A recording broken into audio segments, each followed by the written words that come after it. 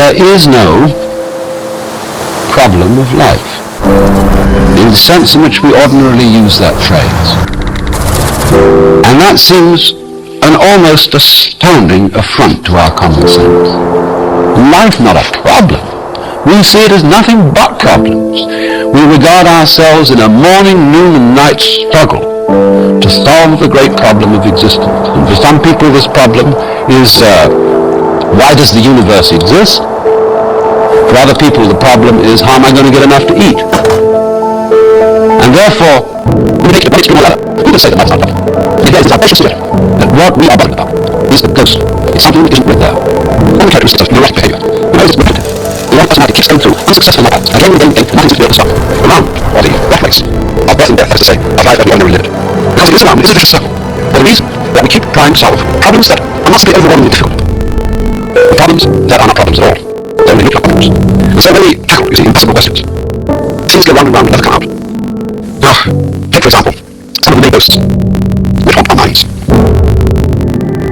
say, for example, that we all have an instinct to survive. And a lot of people must treat the problem of life as, how am I to survive? And one might almost be a little cautious about releasing people this problem, lest they should lose the impetus to go on doing their work. But also, impetus to go on doing your work is not a ghost. We think we're driven, you see. We think of what we do as these mysterious things behind it. So it's very important to keep your eye on what is being done and describe that. And if you describe it clearly enough and well enough, you'll probably find the ghost of instinct disappear. That's to involve our instinct for survival. What does it say? What is the evidence for the fact that there's an instinct for survival? There's no evidence except that in fact it can survive. Until the end. And this is rather odd because what happens to the instinct for survival when people don't survive? So, in this way, we find that when we try to explain some kind of behavior, some kind of activity, by supposing that there is a motivating force, a sort of incarnate spook behind the whole thing, what has really happened is that we haven't described what's going on sufficiently clearly. Now this comes out in another way.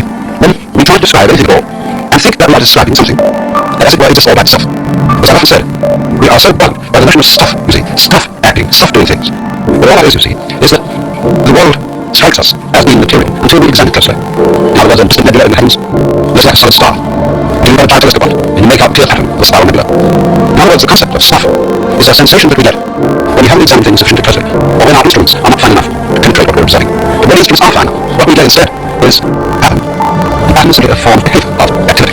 Consider this, in one way, let's go back to the human organism. Ask the question, well, what about its shape? How is it that a human organism is contained, or the organs are kept in by the skin? Well, we would describe, of course, the structure of the skin, and how it is that it holds together. Then we soon find out that we're also talking about the surrounding air, which impinges upon human skin with a pressure of about 15 pounds per square inch, so that if it went there, would explode. Now, so the question arises, well, you know, what is keeping the organism in shape? And we find out that it is not only what is going on inside the skin that keeps it in shape, but also what's going on outside the skin. And when we go on to describe this still more carefully, we discover that it isn't quite correct to say that it is the air that is doing this, or that it is the organism that is doing this. We begin to describe instead what Dewey and Bente, in their very fascinating book, Knowing Unknown, call a transaction. That is to say, a buyer can't buy unless somebody is also selling. You can't know anything unless there's something to know. And this fact, you see, is absolutely evident that any human in the world, whether it's an animal or whatever it may be, is there by virtue of being in a transactional relationship, not with something else but with anything else. A human being, of course, has so many relationships, they're very complicated. As I say, we call it doctor. He's not only related to his actual work of doctoring, he may be also father related to family, he's citizen related to community in ways than as the doctor, and so on and so forth. And so we begin to imagine him as it were apart from his relationships, as a sort of constant, going through all these different relationships, and therefore in some way different from all. This is what creates a ghost. It creates a being independent of all the different relationships in which he finds himself, whereas, strictly speaking, he is inseparable from those relationships. And the two is unique, that you would describe him as the entire whole complex.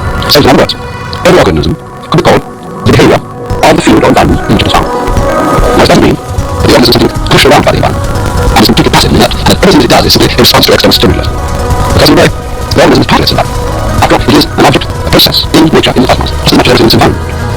There is really no way of separating the two. Instead of speaking, as it were, in this terminology of doers and done-tos, attackers and victims, we simplify things considerably. Just by confining ourselves to a description of what is happening.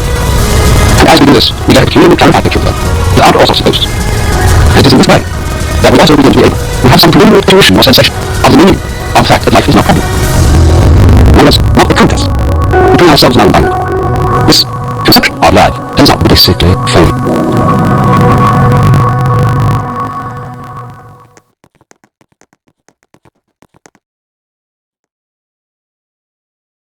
There is no problem of life, in the sense that we ordinarily use that phrase. And that seems an almost astounding affront to our common sense. Life is not a problem. We say it is not problems. We find ourselves in a morning, noon, and night struggle to solve the great problem of existence. Some people's problem is, why does the universe exist? One people's problem is how am I going to eat? And therefore, when we take it right extreme or the other, who can say that that's not a problem? The idea is our big suggestion instances of neurotic behavior. We notice it's repetitive. The neurotic personality keeps going through unsuccessful life paths, again and again and again, and nothing seems to be able to stop it. Around, or the rat race, of birth and death, that is to say, of life as we ordinarily live it. Because it is around, it is a vicious circle, for the reason that we keep trying to solve problems that are not simply overwhelmingly difficult. The problems that are not problems at all. They only look like problems. And so when we tackle, you see, impossible questions, things go round and round and never come out. Now, take for example, some of the many ghosts which haunt our minds. We say, for example, that we all have an instinct to survive. And a lot of people thus treat the problem of life is, how am I to survive? And one might almost be cautious about releasing people this problem, lest they should lose the impetus to go on doing their work. But that also, impetus to go on doing your work is another ghost. We think we're driven, you see. We think what we do has these mysterious things behind it. So it's very important to keep your eye on what is being done, and to describe that. And if you describe it clearly enough and well enough, you'll probably find that the ghost of instinct is clear. That's when you talk about instinct for survival. What does it say? What is the evidence for the fact that there is instinct for survival? There's no evidence except that it in fact comes alive. And they don't. And this is rather odd because what happens to the instinct for survival when people don't survive? So, in this way, we find that when we try to explain some kind of behavior, some kind of activity, by supposing that there is a motivating force, some mechanic spook behind the whole thing, what has really happened is that we haven't described what's going on sufficiently clearly. Now this comes out another way. When we try to describe anything at all, and think that we are describing something that as it were exists all by itself. As I've often said, we are so bound by the notion of stuff, you see, stuff acting, stuff doing things. All that is, you see, is that the world strikes us as being material until we examine it closer. In other words, a distant nebula in the heavens looks like a solid star. If you turn a time telescope on, and you make out a clear pattern of a spiral nebula. In other words, the concept of stuff is a sensation that we get when we haven't examined things sufficiently closely, or when our instruments are not fine enough to penetrate what we're observing. But when the instruments are fine enough, what we get instead is pattern. And pattern is simply a form of behavior, of activity. Which is this? In another way, let's go back to the human organism and ask the question, well, what of its shape? How is it that a human organism is in pain? All organs are shaped in by the skin. Well, we would describe, of course, the structure of the skin, and where is it goes together. Then we soon find out that we're also talking about the surrounding air, which impinges on the human skin with pressure of about 15 pounds per square inch, so that if it went there, we explode. Now, so the question arises, well, what is keeping the organism in shape? And we find out it is not only what is going on inside the skin that's in shape, but also what's going on outside the skin. And when we go on to describe the skin more carefully, we discover that it isn't quite correct to say that it is the air that is doing this, or that it is the organism that is doing this. We begin to describe instead what Dewey and Benter in their very fascinating book, Knowing and the Known, call a transaction. That is to say, a buyer can buy if somebody is also selling. We can't know anything unless there's something to know. And this fact, you see, is constantly overlooked. That anything in the world, whether it's an animal or animal, whatever it be, is there by virtue of being in a transactional relationship. Not something else, but everything else. A human being, of course, has ever so many relationships. They're very complicated. A person, say, called doctor, is not only related to his actual work of doctoring, but he may be also a father related to family, he's a citizen related to community in other ways, and a doctor, and so on and so forth. And so we begin to imagine him, as it were, apart from his relationships, as sort of constant, going through all these different relationships, and therefore in some way different from all. But this, you see, creates a ghost. He creates a being independent of all different relationships in which he finds himself. Whereas, strictly speaking, he is separate from those relationships. We can't describe him as an entire whole complex. So in other words, every organism could be called the behavior of the field or environment in which it is found. Now, it doesn't mean that the organism is something pushed around by the environment, and is completely passive in that, and that everything it does is simply a response to external stimulus.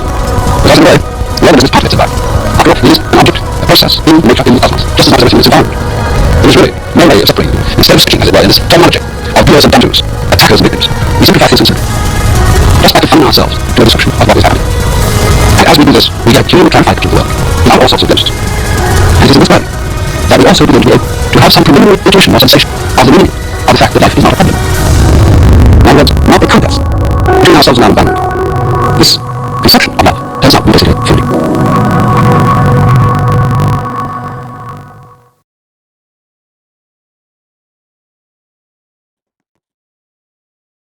There is no problem with life, in the sense in which we ordinarily use our phrase. And that seems almost a standing front to our concerns. Not an awful problem. We see it as a feedback problem. We regard ourselves as a morning noon night struggle to solve the great problem of existence. The fundamental problem is, why does the universe exist? Well, people's problem is how they're going to eat. And therefore, when we take it to the extreme level, we can say that life is not a problem. And here is this audacious suggestion that what we are bothering about is a ghost.